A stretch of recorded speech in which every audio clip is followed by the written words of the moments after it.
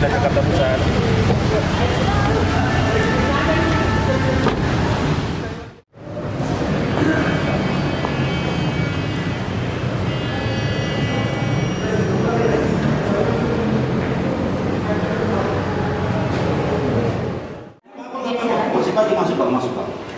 Masuk. Lalu pada surat kuasanya didaftarkan, kemudian lampirkan kita masing-masing di tingkatan nanti. Oke, selamat siang guys. Jadi hari ini selesai dari kantor, kita ke Pengadilan Negeri Jakarta Pusat. Urusan apa kita di sini? Kita mau ajukan Aan Maning. Aan Maning itu apa? Aan Maning itu artinya bahasa Indonesianya teguran. Terhadap? Teguran untuk melaksanakan putusan perdata. Oke, berarti udah putus ya sebelumnya ya? Ya, jadi teguran itu sama kayak somasi, tapi kalau somasi kan pengacara. Ini teguran, Aan Maning itu pihak pengadilan yang mengajukan teguran kepada orang yang kalah.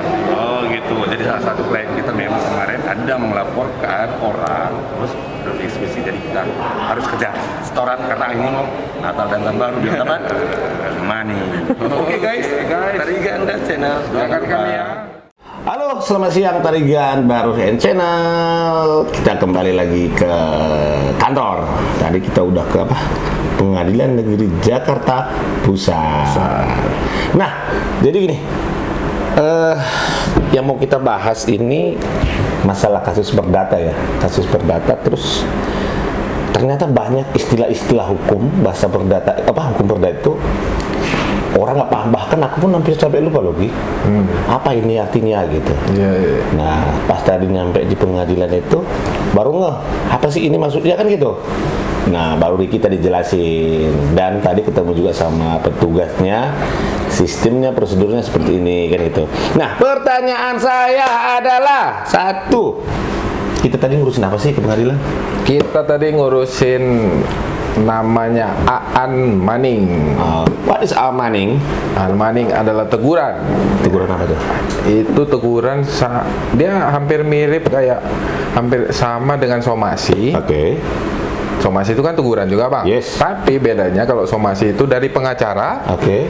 Kalau Aan Maning itu dari pengadilannya. Oh, dari pengadilannya ke pihak yang kalah dalam berperkara. Oh, gitu. Jadi teguran kepada pihak yang berperkara yang kalah sesuai putusan untuk melaksanakan putusan itu. Oh, gitu. Kalau seandainya Aan Maning itu udah diberlakukan sama pengadilan misalnya, tapi pihak yang kalah itu tidak mau mendengarkan itu, apa dampak hukumnya itu? Akan dilakukan step berikutnya. Oke.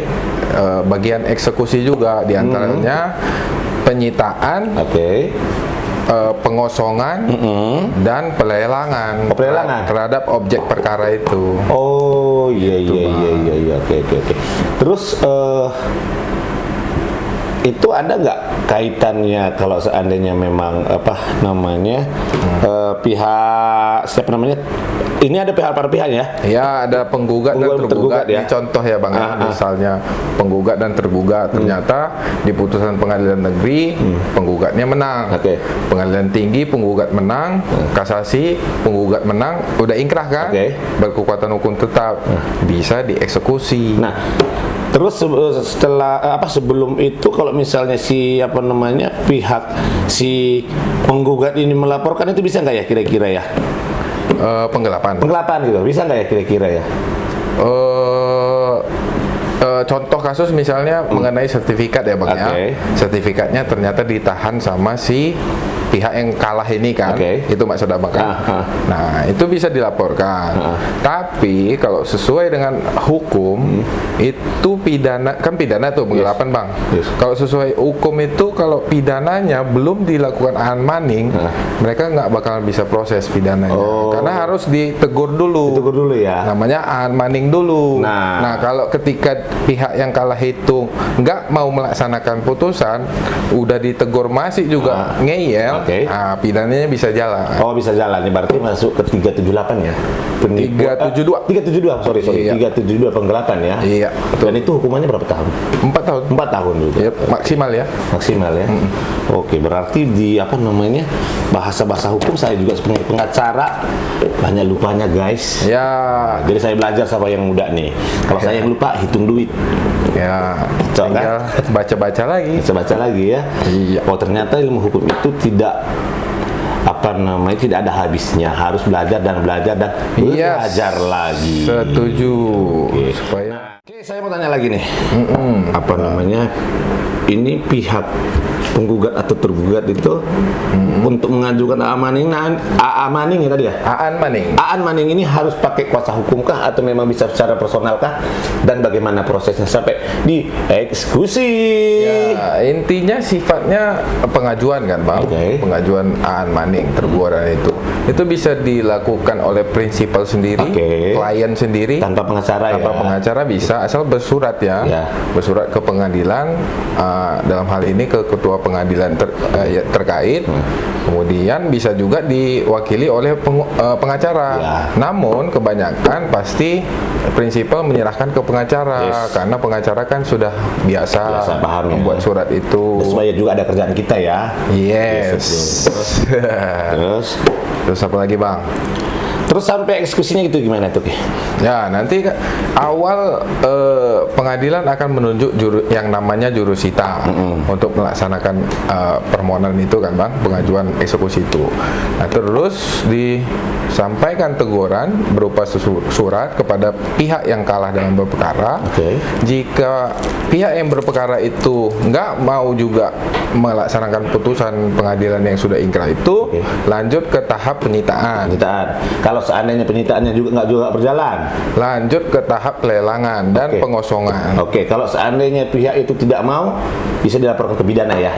Bisa dilaporkan ke pidana karena sudah cukup unsur penggelapannya. Kalau sudah disuratin, di Aan Maning, ditegur masih ngeyel juga, bisa lari ke ranah pidana. Jadi hati-hati guys. Jadi semua warga negara yang belum mengerti harus pahami. Itu untuk biayanya itu gimana itu? Nah, kalau soal biaya itu semua ada tertera, Bang. Ini aku tunjukin ya. Di penetapan Ketua Pengadilan Negeri, ini khususnya ke Jakarta Pusat ya, penonton semua, karena perkara kita lagi ada di Jakarta Pusat. Nah, penetapannya itu nomor W10U148 dan seterusnya tentang perubahan perincian panjar biaya perkara perdata. Intinya di sini sudah tertulis semua ya? Ya, ini aku tunjukin, Bang. Dan ini ada cuma biaya gugatan, banding, kasasi, berapa biayanya, biaya panjar perkaranya ya, penonton. Nah, ini khusus untuk eksekusi, ini dia. Ada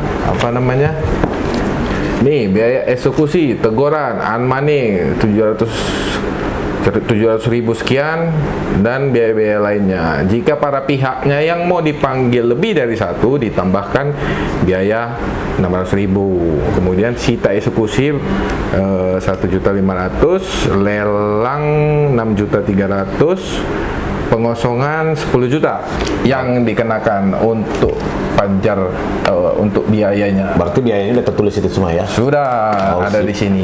Gitu. Guys, saya udah asem, saya merokok dulu. Karena ini channel santai ya. Kau sudah diambil hati. Aku juga minum dulu lah. Ki.